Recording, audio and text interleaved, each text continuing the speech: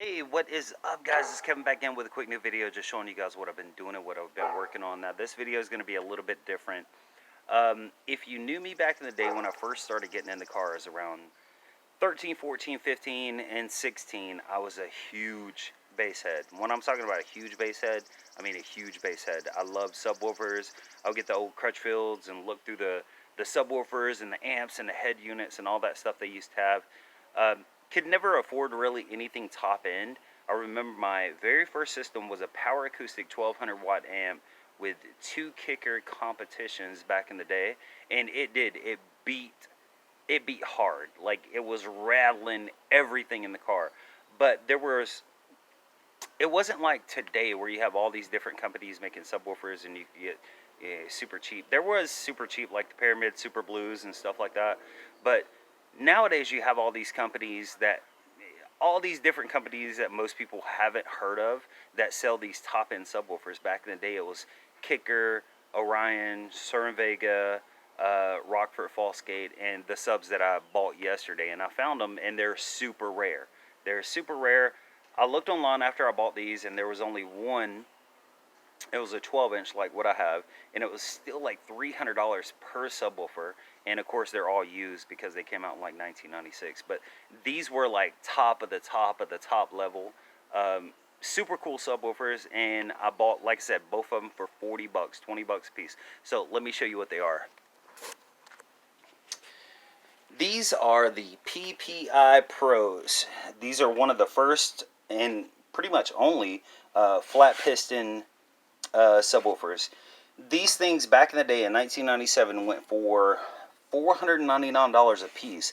Now, if you adjust that for inflation, these subwoofers, if they would have came out today, would be $803 a piece. And they're cool looking. You can see the magnets here are massive. They're single stack magnets, but they're really big. Now, like I said, I've never heard one of these in person until I got these, and this one does need the surrounds on it, which are like 10 bucks. So I'm gonna order it and fix this one up. But voice coils are good. Everything is good. These are 8 ohm subwoofers, so you can bridge them to make 4 ohms or whatever. And I've never heard them before. And I plugged this one up, and I was pushing about 250 watts through it. And let me tell you something. It sounds horrible. It's really, it's very punchy. These are known for sound quality. They're not known for SPL, making loud bass or anything like that. But I believe the reason it is, and if you look right here, there is not much travel. And you can see on this one, let me see if I can get it to focus here. But the cone is made of some sort of cardboard mesh, and I want to say it's like carbon fiber layer on top and on the bottom. 3-inch voice coil, but they don't have very much travel at all, like none whatsoever. So they're very punchy, but not loud. I've got Power Acoustic Extreme Excursions in the old 4Runner. One of those makes this sound like crap. Honestly, makes it sound like crap. And they do have the cool push terminal, gold push terminal leads on it or whatever.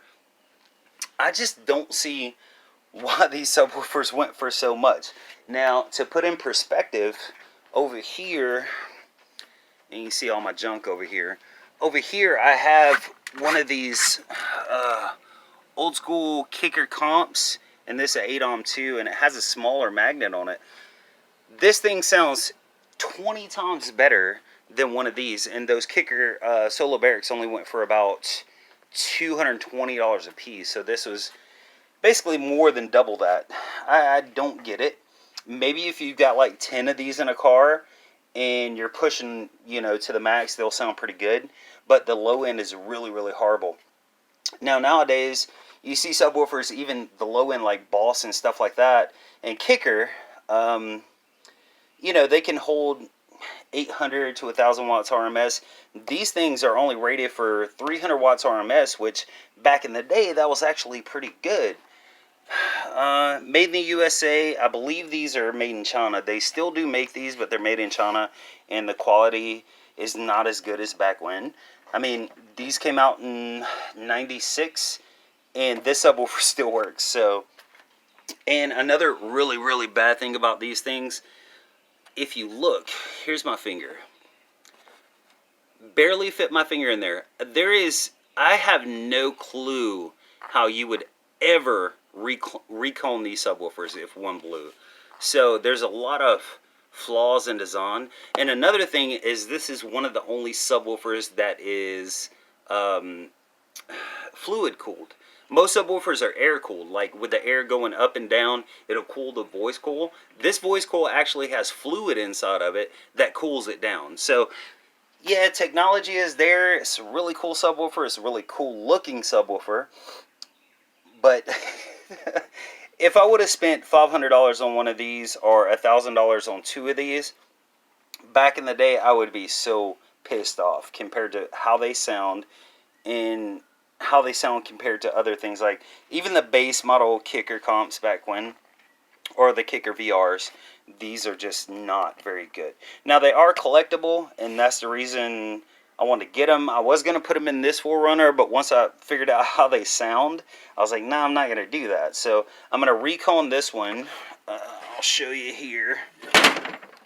Oh, and you see the, not recone it, I'm sorry, replace the surrounds on it. This is a rubber surround. Now I could just seal it up with some black sealant, but I'm not going to do that because I can get the whole surround for $10. So I'm going to do that, fix this, and probably just keep it.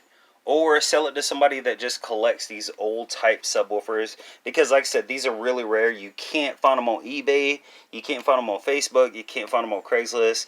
It was just like, you know, a shot in the dark that I found these. But I'm glad I bought them. I mean, you know, even though I'm not going to use them, I'm glad I bought them. But anyway, that's pretty much it, guys. I do have the video of doing the brakes on this Civic. I just hadn't got around to posting it up, but I'm going to post this video, maybe that video tomorrow. And yeah, that's pretty much it. Talk to you guys later.